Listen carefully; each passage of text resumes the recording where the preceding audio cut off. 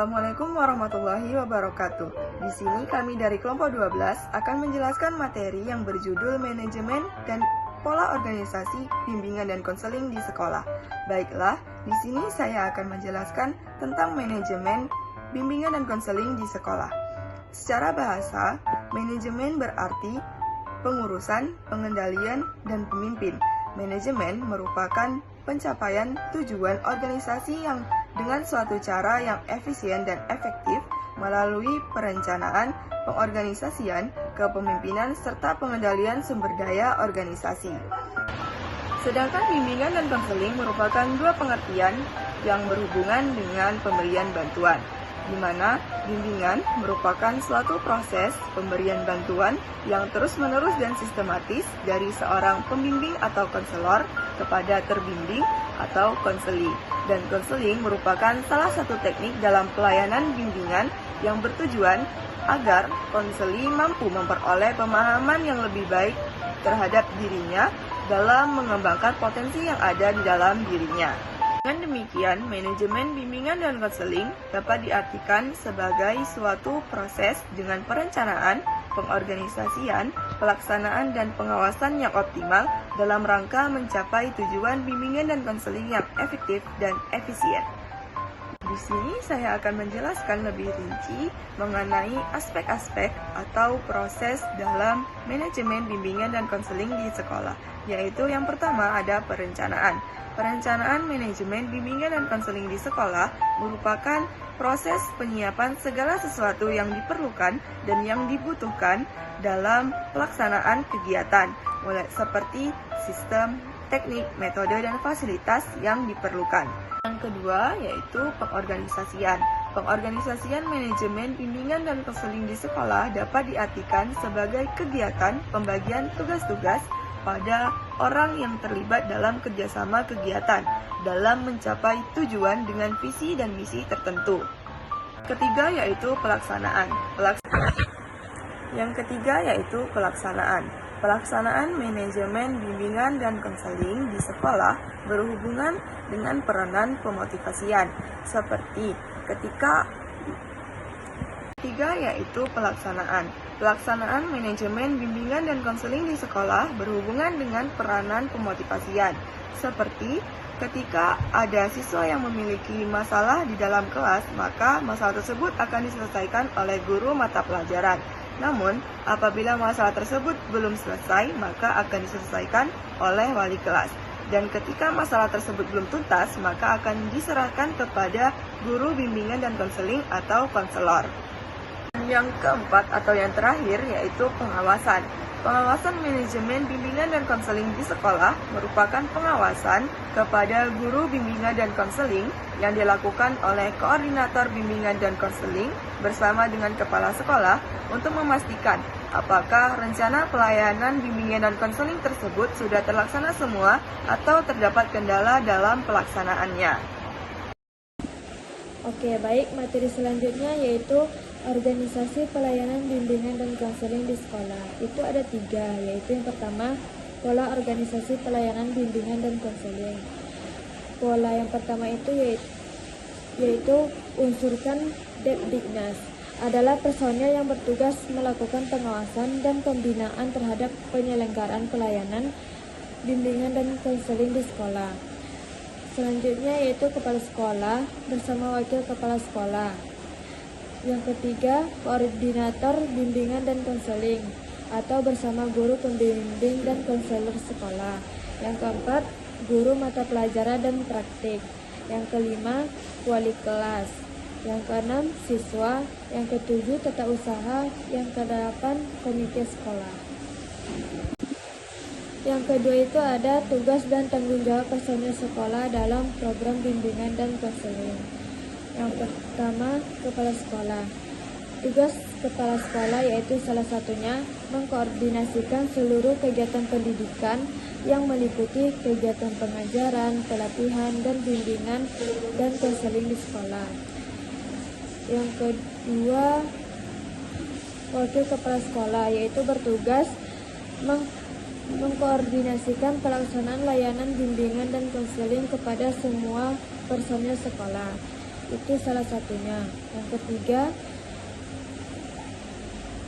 koordinator guru pembimbing atau konselor. Tugasnya mengkoordinasikan guru pembimbing konselor dalam memasyarakatkan pelayanan bimbingan dan konseling, menyusun program, melaksanakan program. Yang keempat itu ada guru pembimbing atau konselor yang bertugas memasyarakatkan kegiatan bimbingan dan konseling, merencanakan program bimbingan dan konseling, melaksanakan kegiatan bimbingan dan konseling, dan lain sebagainya.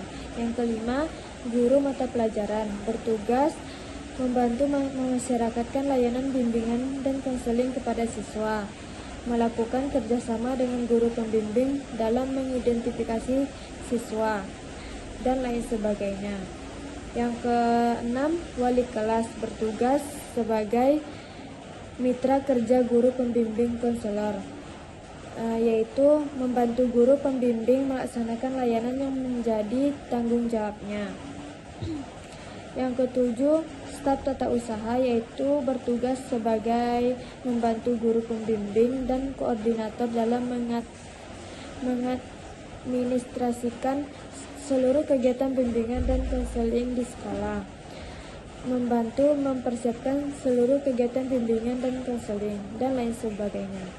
Yang ketiga itu ada peranan guru dalam pelayanan bimbingan dan konseling, yaitu yang pertama, guru sebagai informasi.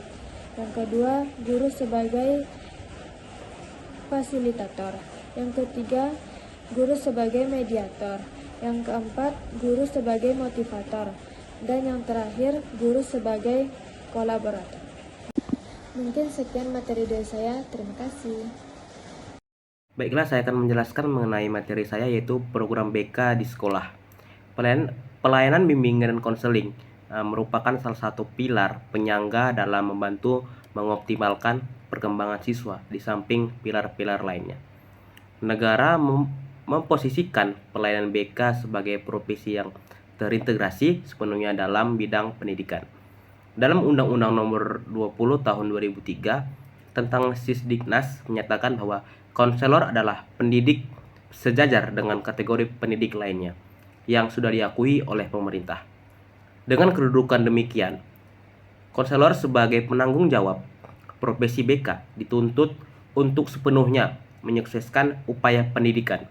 Unit pelayanan bimbingan dan konseling dari segi struktur organisasi sekolah merupakan bagian teknis dari sistem persekolahan. Pelayanan BK sebagaimana dari sekolah memiliki ruang gerapan yang tidak sama dengan unit lainnya yang ada di lembaga sekolah. Oleh karena itu, sekolah atau pelayanan BK dikelola dengan sistematis, mulai dari membangun program, melaksanakan kegiatan sampai pada melaksanakan evaluasi, analisis, dan tindak lanjut. Salah satu tugas pokok guru BK adalah merancang program bimbingan dan konseling. Setiap guru BK perlu membuat program BK karena membuat program merupakan tugas pokok pertama guru BK. Rencana program itu dijadikan sebagai acuan pelaksana kegiatan penyelenggaraan BK di sekolah. Program BK adalah satuan rencana kegiatan BK yang akan dilaksanakan pada periode waktu tertentu. Program BK diartikan sebagai kegiatan BK yang dirancang secara terencana, terorganisasi, terkoordinasi selama periode waktu tertentu, dan dilakukan secara kait-mengait untuk mencapai tujuan.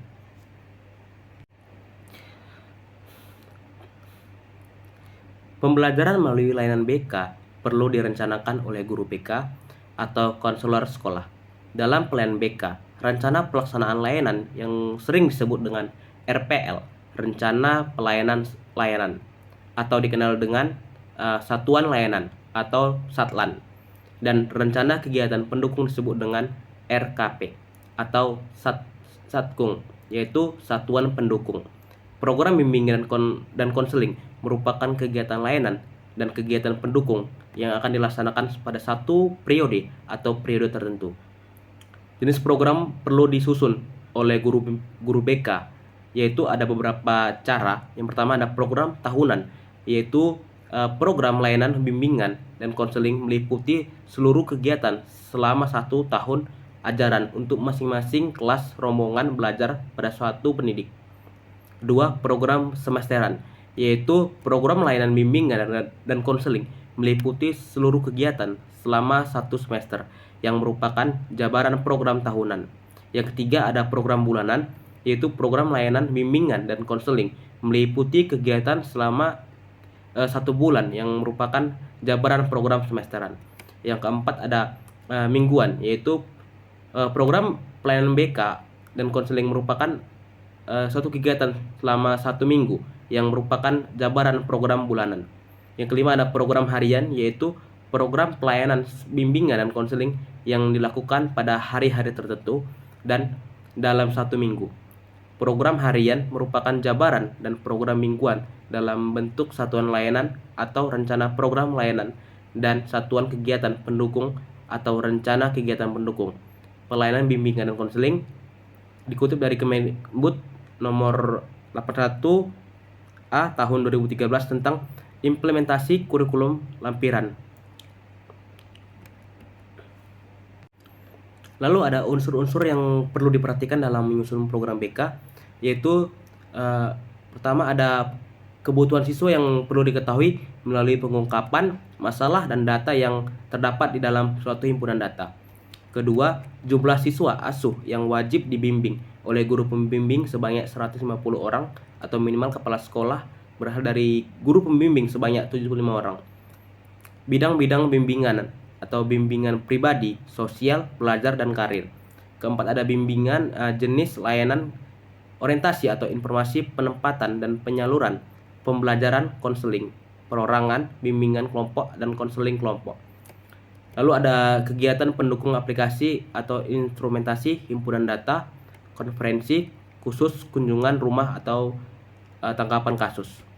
Keenam, ada volume atau kegiatan yang diperkirakan. Ada layanan orientasi, ada layanan informasi, ada layanan penempatan atau penyaluran, ada layanan pembelajaran, ada layanan konseling atau perorangan, ada layanan bimbingan kelompok, ada layanan bimbingan konseling kelompok, ada aplikasi instrumen, ada konferensi khusus, ada kunjungan rumah, dan ada ahli tangan khusus.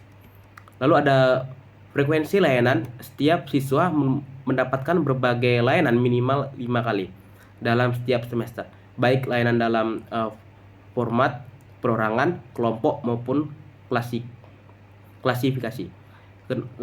Selanjutnya ada lama kegiatan. Setiap kegiatan layanan dan pendukung dilaksanakan pada jam pembelajaran dan di luar jam pembelajaran sekolah, dan seluruh kegiatan bimbingan dan konseling sesuai dengan SKD atau Mendikbud yang sudah ditetapkan. Lalu ada kegiatan khusus pada semester pertama setiap tahunan ajaran baru diselenggarakan orientasi kelas atau sekolah bagi siswa baru. Lalu ada syarat penyusunan program BK. Dalam penyusunan program bimbingan dan konseling diharapkan memenuhi persyaratan tertentu. Adapun syarat-syarat yang harus dipenuhi dalam penyusunan program bimbingan dan konseling adalah: yang pertama, ada berdasarkan kebutuhan bagi pengembangan peserta didik sesuai dengan kondisi pribadinya serta jenjang dan jenis pendidikannya. Lalu ada lengkap dan menyeluruhnya, arti membuat segenap fungsi bimbingan. Kelengkapan program ini disesuaikan dengan kebutuhan dan karakteristik para peserta didik pada suatu pendidikan yang bersangkutan. Lalu ada sistematika, dalam artian program disusun menurut urutan logis, terinspirasi, dan menghindari tumpang tindih yang tidak perlu serta dibagi-bagi secara logis. Lalu ada terbuka dan luas, artinya mudah menerima masukan untuk mengembangkan dan menyempurnakan tanpa merombak-rombak program itu secara menyeluruh. Lalu ada memungkinkan kerjasama dengan pihak yang berkaitan rangkai besar seperti memanfaatkan sumber dan kemudahan yang tersedia bagi kelancaran dan kebersihan pelayanan BK. Lalu selanjutnya ada memungkinkan keselenggaraan, penilaian, dan tindakan lanjut untuk menyempurnakan program pada khususnya dan meningkatkan keaktivitas pada keefisienan penyelenggaraan program BK pada umumnya. Lalu ada tahap program penyusunan. Menyusun suatu program bimbingan dan konseling memerlukan langkah-langkah yang bersifat menyeluruh dan terintegral. Proses penyusunan BK di sekolah melalui 8 tahap. Yang pertama ada mengkaji kebijakan dan produk hukum yang relevan, lalu ada menganalisis harapan dan kondisi sekolah, lalu ada menganalisis kreativitas dan kebutuhan siswa, dan ada menganalisis program pelaksanaan hasil dukungan serta faktor-faktor penghambat program sebelumnya. Lalu ada merumuskan tujuan program baik umum maupun khusus. Lalu ada merumuskan alternatif komponen dan isi kegiatan. Lalu ada lagi menetapkan langkah-langkah kegiatan pelaksanaan program. Lalu ada merumuskan rencana evaluasi pelaksanaan dan keberhasilan program. Mungkin hanya itu saja materi yang bisa saya sampaikan mengenai program BK yang ada di sekolah. Sekian, terima kasih.